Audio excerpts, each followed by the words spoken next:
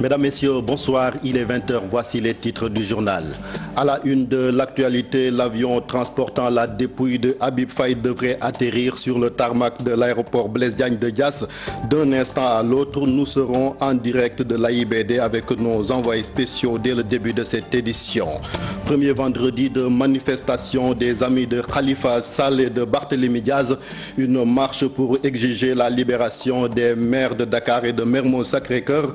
Concernant le plan judiciaire, les avocats de Khalifa Sall et de l'État du Sénégal ont fait appel du premier jugement rendu par le tribunal correctionnel. C'est dans le cadre de l'affaire de la caisse d'avance de la mairie de Dakar.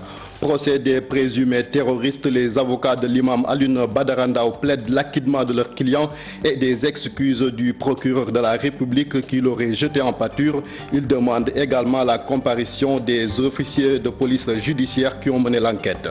Crise scolaire, le gouvernement du Sénégal accusé d'avoir mis de l'huile sur le feu en ponctionnant les salaires des enseignants.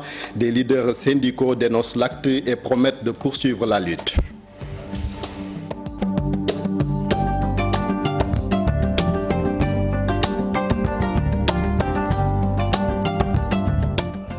Bienvenue si vous nous rejoignez sur la TFM, je vous le disais donc en titre, direction l'aéroport Blaise Diagne de Diass pour retrouver nos envoyés spéciaux Adia Talla et Aziz Mbaye. L'avion transportant la dépouille de Habib Faye décédé mercredi à Paris devrait atterrir d'un instant à l'autre.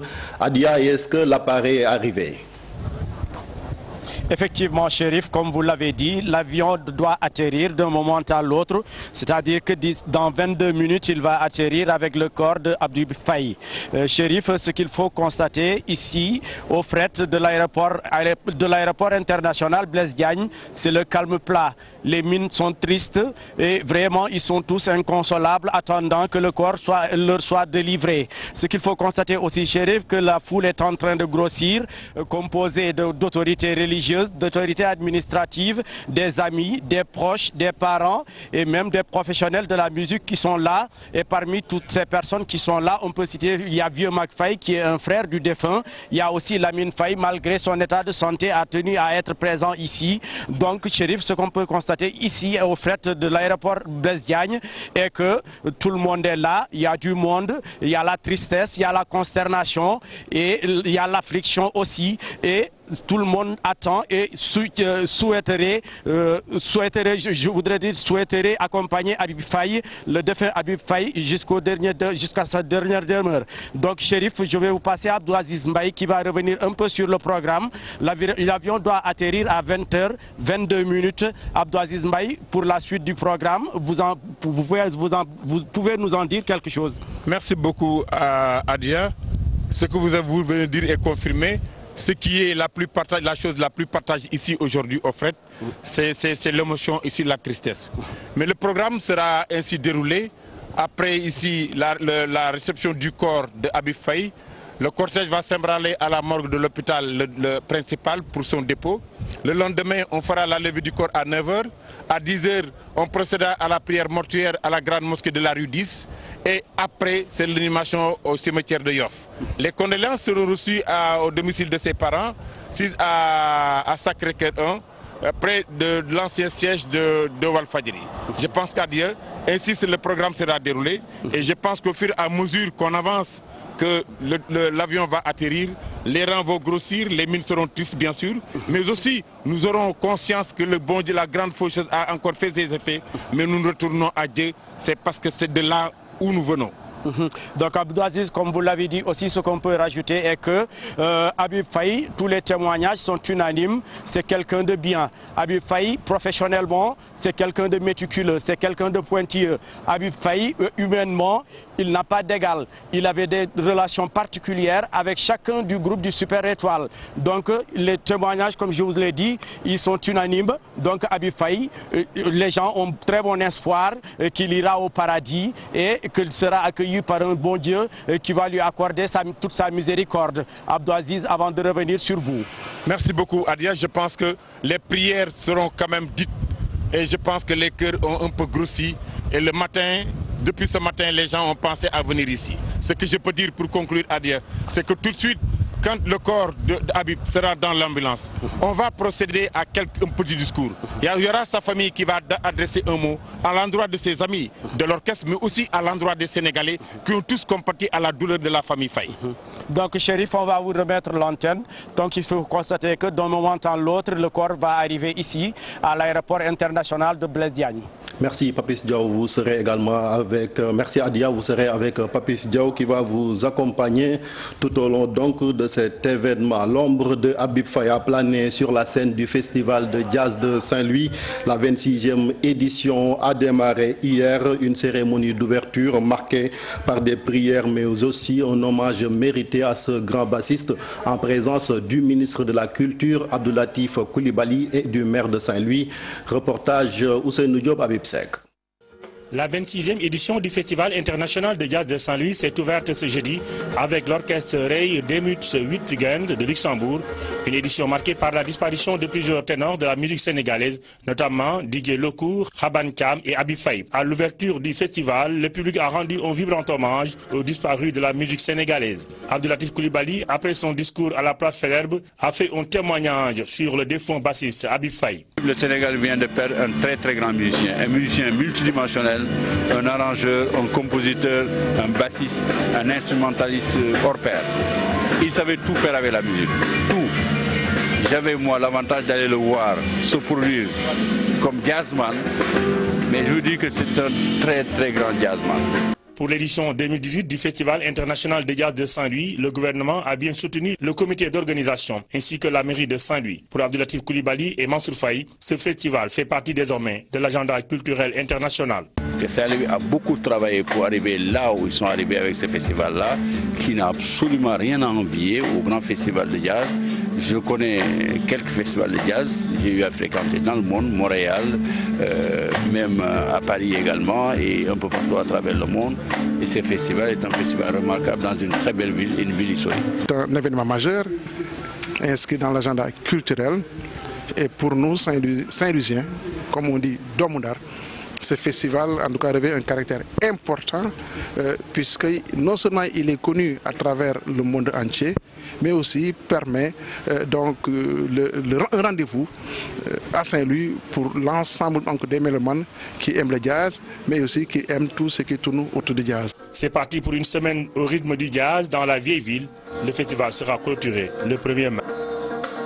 Les amis de Khalifa Sall et de Barthélémy Diaz dans la rue cet après-midi, ils ont organisé une marche pour demander la libération de ces deux responsables politiques. Ils comptent également manifester leur colère tous les vendredis jusqu'à obtenir gain de cause. Nous suivons le compte-rendu de Habib Faye et Younous Diatta.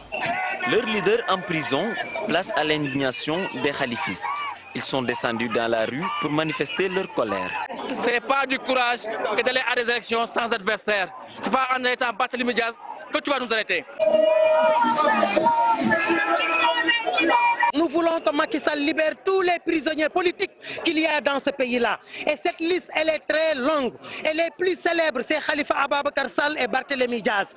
Khalifa sera candidat à la présidentielle, disent-ils. La libération de ce qu'ils jugent de détenus politiques, leur priorité. Il fallait maintenant que les gens se lèvent et on appelle à ce que toute la jeunesse sénégalaise se lève pour dire stop, pour dire non à cette forme de dictature qui est en train de s'installer progressivement, peut-être même une dictature qui est debout, qui n'est plus rampante.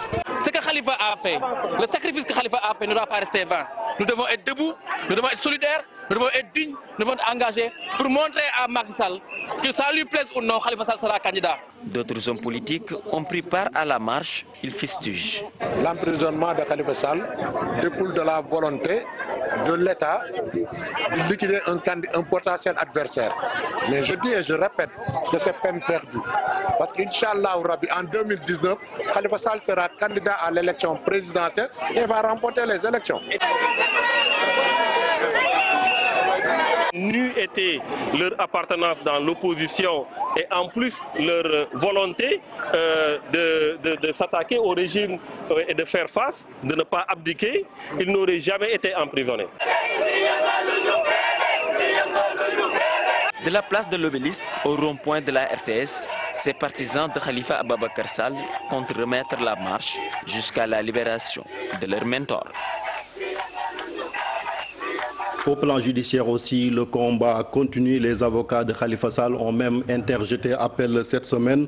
Ils sont dans les délais car ayant un mois pour le faire, Maître Borsopouy reste confiante, ajoutant que la Cour d'appel peut bien donner raison à son client. La partie civile en a fait de même pour Maître Baboucar Cissé. L'État du Sénégal a bel et bien subi un préjudice dans cette affaire de la caisse d'avance de la mairie de Dakar, Dissa Pereira Mohamed Dien. Justice peut être rendue à Khalifa Sall, Yaya Bodian et leurs autres co-accusés. Avec ce recours introduit en appel, c'est du moins la conviction de Maître Borsopouy, un des avocats de la défense. Pour la bonne et simple raison que depuis l'enquête préliminaire, on n'a pas pu établir une quelconque preuve. Khalifa a toujours contesté, il a toujours nié les faits qui lui étaient reprochés. Bon, c'est la raison pour laquelle d'ailleurs nous avons fait appel. Nous avons confiance. Si nous n'avions pas confiance, nous n'aurions pas fait appel. Mais nous savons que justice peut nous être rendue dans cette affaire-là. Et il en est de même pour le compte de Yaya Bodian également, pour qui nous avons fait appel. Des recours en appel, les avocats de l'État en ont aussi introduit. Pour Maître Baboucar Cissé, le but est de faire payer le préjudice subi par l'État et que le tribunal avait rejeté. En tant que partie civile. Donc nous avons fait appel de ces décisions et puis certainement on se retrouvera tous devant la cour d'appel. Parce que seulement en fait on va devant la cour, devant d'autres juges, mais nous allons exposer, au regard de la décision qui a été rendue, nous allons exposer les arguments qui nous permettront, nous l'espérons, obtenir infirmation de la décision en ce que la constitution de partie civile de l'État n'a pas été, que le tribunal n'a pas fait droit à cette constitution de partie civile de l'État du Sénégal. La mairie ainsi que l'État du Sénégal ont aussi interjeté appel. Maître Borsopouy dit attendre la fin du délai pour voir s'il y aura d'autres recours introduits. À ce jour, nous savons que l'État du Sénégal a fait appel. La mairie de Dakar également a fait appel. Mais les délais d'appel n'étant pas encore expirés, nous attendons de voir. Il court jusqu'à la semaine prochaine, hein, la décision ayant été rendue le 30 avril. Donc nous avons peut-être jusqu'au 2 mai. Nous attendons de voir si le procureur et les autres prévenus feront appel. La partie civile, elle, veut que l'État soit dédommagé. Dans ce dossier, la loi leur permet de faire appel uniquement sur les intérêts civils. Nous avons fait appel nous aussi hier par rapport à cette disposition, parce que la loi ne nous permet de faire appel que sur les intérêts civils uniquement. C'est la condamnation pour une réparation du préjudice que l'État a subi, parce que nous estimons que l'État a subi un préjudice dans cette affaire et qu'il y a lieu à ce que ce préjudice-là soit réparé. Après les recours en appel, si la défense n'obtient pas gain de cause, ce sera certainement au tour de la Cour suprême. Justice toujours, le procès des présumés terroristes entre dans une phase décisive avec la comparution la semaine prochaine de l'imam Alioune Badara Ndao. Ses avocats sont montés au créneau cet après-midi pour dénoncer l'attitude du procureur de la République qui aurait tenté d'humilier leur client. Du coup, ils réclament des excuses du parquet mais également l'acquittement de l'imam Alioune Badara Ndao. Compte rendu Pape Faranying, Younous Diatta. Le dossier imam Alioune Badara Ndao et autres. Cette appellation dérange les conseils de l'imam. Maître Moussa Sarr accuse l'État d'être derrière ce procès. Pourquoi le dossier est appelé Imam Ndao et autres? Et d'ailleurs dans la presse, quelle que soit la personne qui est entendue, on met toujours la photo de Imam Ndao. Toujours. Donc c'est normal qu'on se pose la question, pourquoi le dossier s'appelle Imam Ndao et autres? Ce choix cache quelque chose, il y a un dessein. Autrement dit, l'État, comme nous vous l'avions indiqué dans ce dossier, a voulu faire de Imam Alioune Ndao le cerveau de l'affaire, le guide spirituel.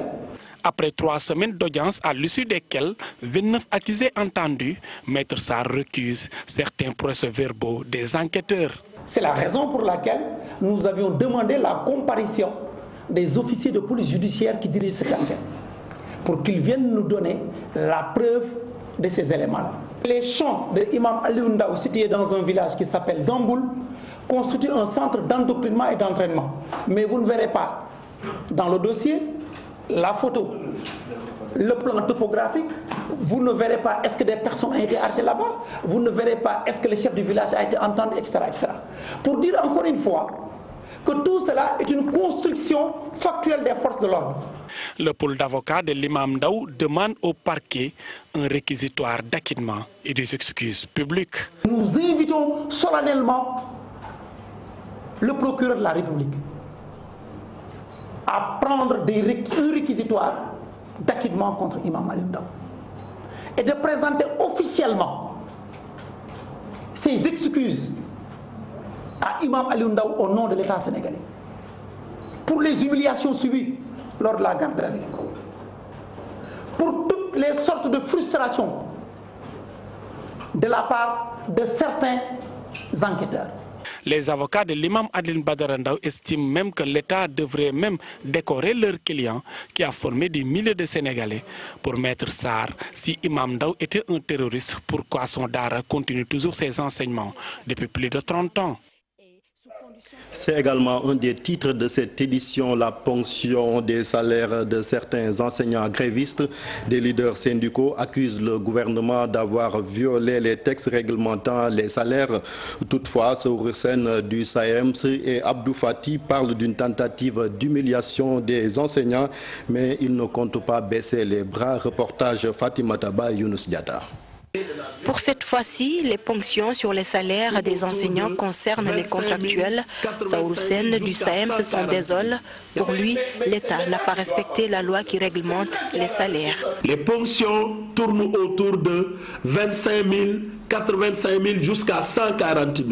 Il y en a des enseignants qui m'ont dit on a ponction sur leur salaire plus de 100 000.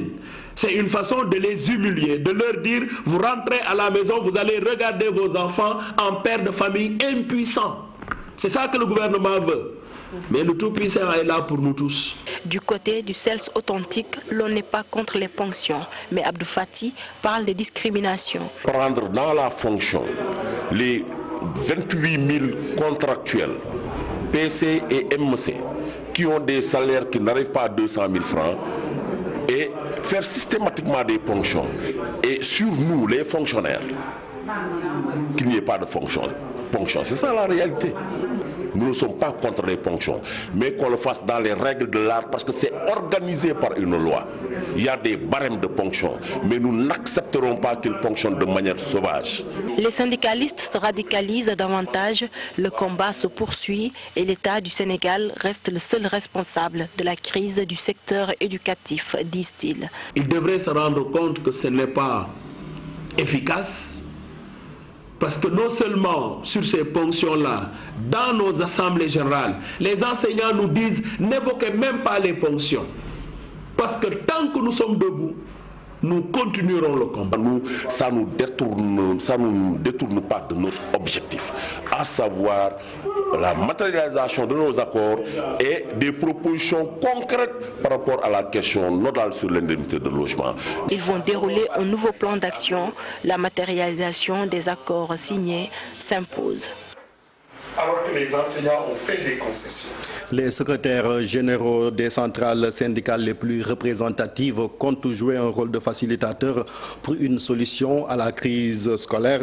Eliman Diouf de la CSA, c'est la Confédération des syndicats autonomes, préconise même une ultime rencontre entre le Premier ministre et les syndicats d'enseignants. En leur présence, nous suivons le compte-rendu de la conférence de presse de la CSA, Fatou Bintou Conté et Younous Diatta.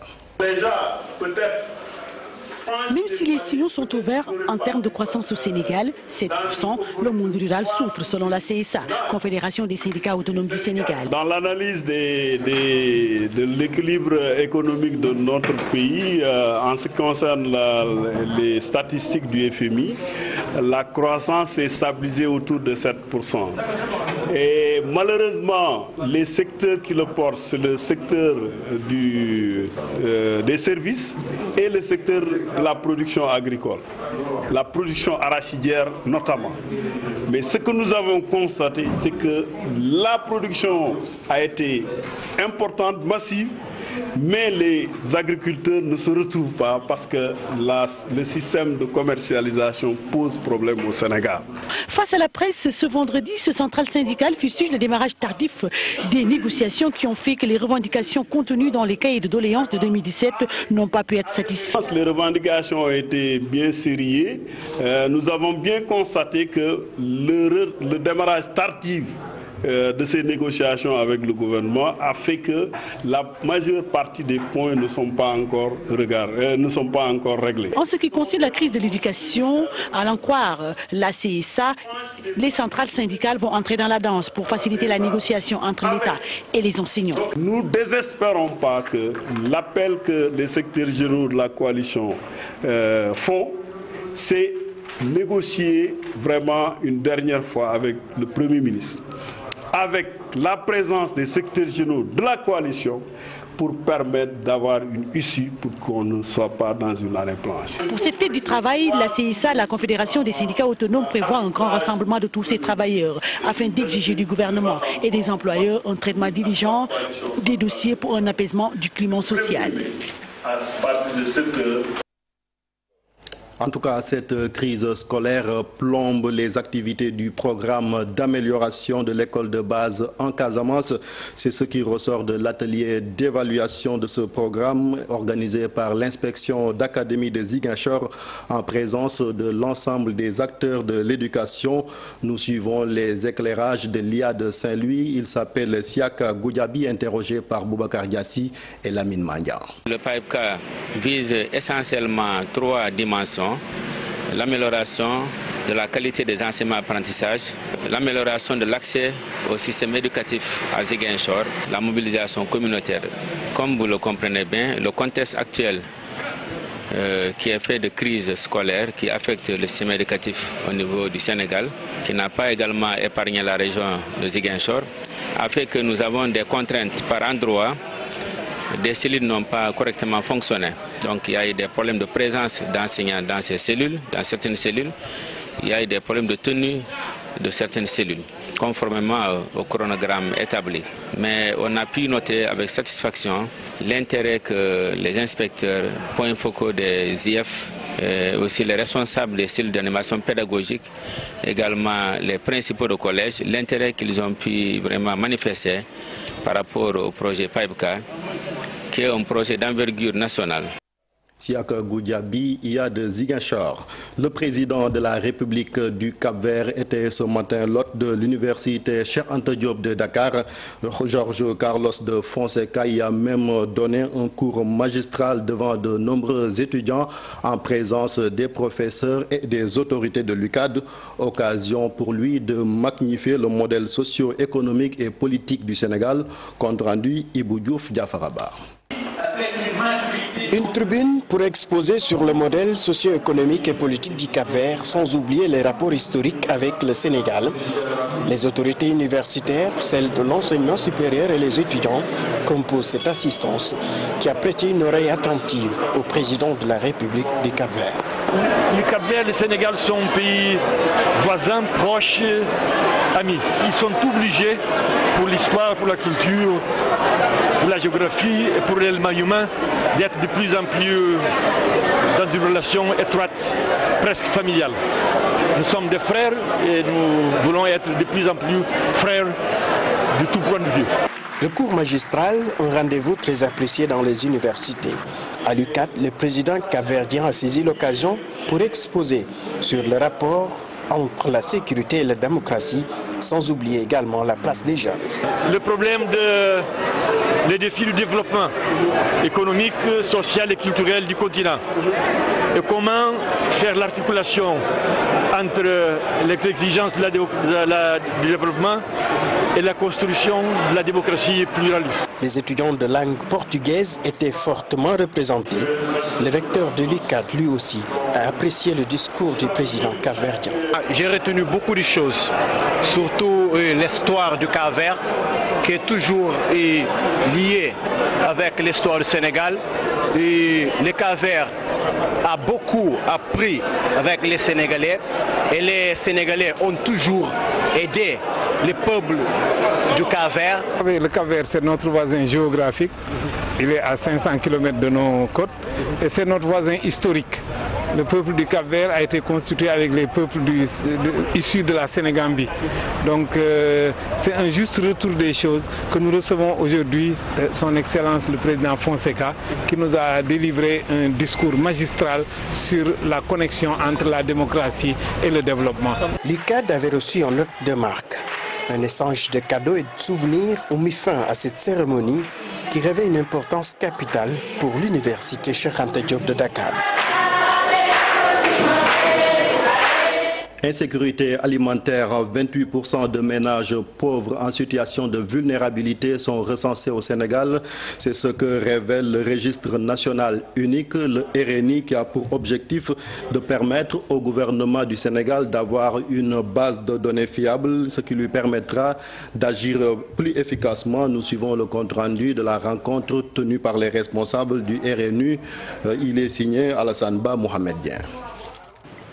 L'objectif du RNU, permettre au gouvernement d'avoir un instrument de ciblage pour toutes les politiques de protection sociale. Cette base de données nous permet d'aller vite. C'est-à-dire aujourd'hui, si nous devons cibler des ménages, comme ce qui se passe actuellement, nous avons des départements qui sont en insécurité alimentaire, 6 départements au Sénégal. Le registre nous permet d'aller vite.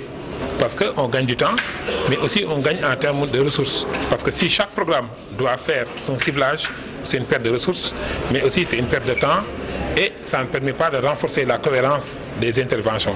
Et puisque l'État c'est un tout, nous devons mettre en place un instrument qui est aujourd'hui l'instrument par excellence qui doit permettre aujourd'hui de renforcer le ciblage et l'efficience des interventions en matière de protection sociale.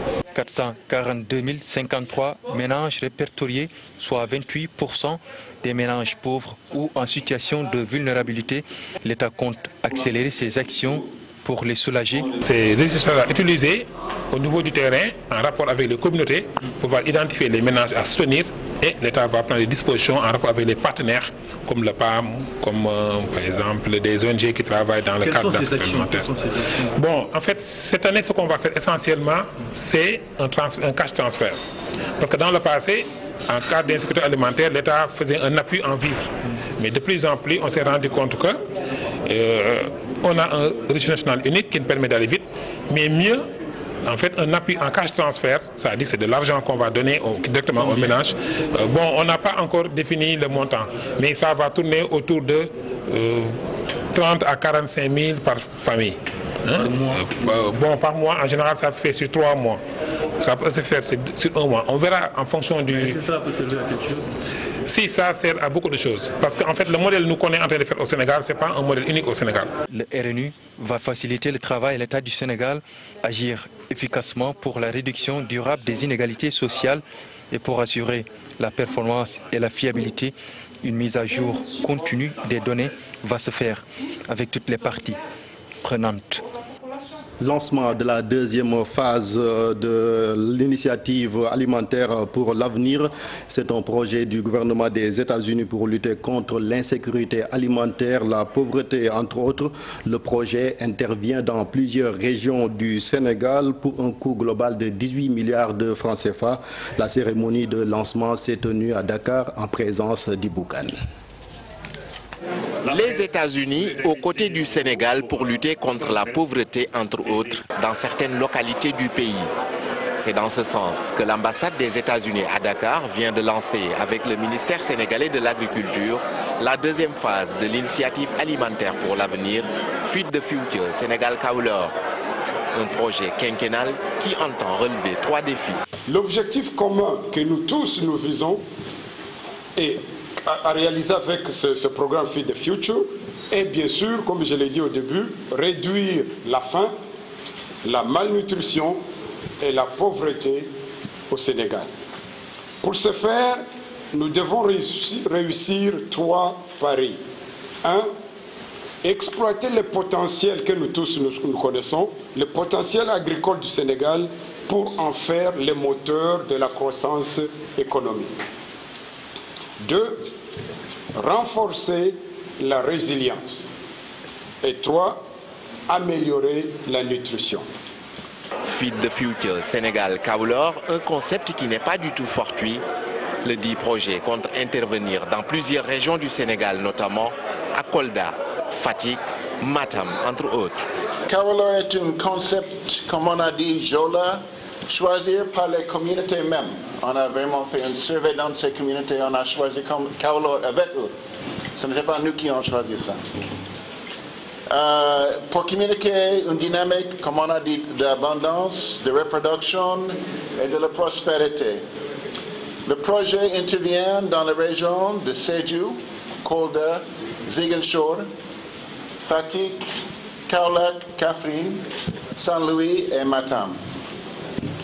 Cette magnifique exposition devant vous, des produits locaux et céréales de base spécifiques à chaque zone du Sénégal, qu'il s'agisse de la Casamance, de la Sine-Saloum ou du delta de vallée de fleurs du Sénégal, démontre tous les systèmes alimentaires de ces régions et démontre le potentiel agriculture, culture et nutrition.